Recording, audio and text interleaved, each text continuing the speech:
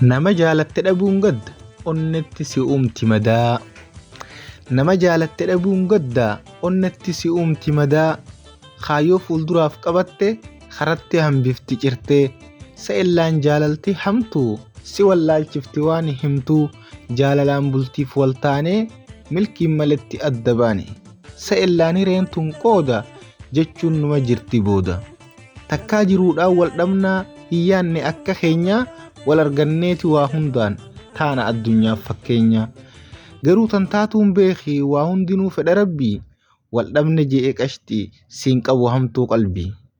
Garuu rifadheetiin akka malee yaadee gammachuun siif hawwaa nageetti yaadde. Kabajaaf jaalalaanii si waliin hangas ture.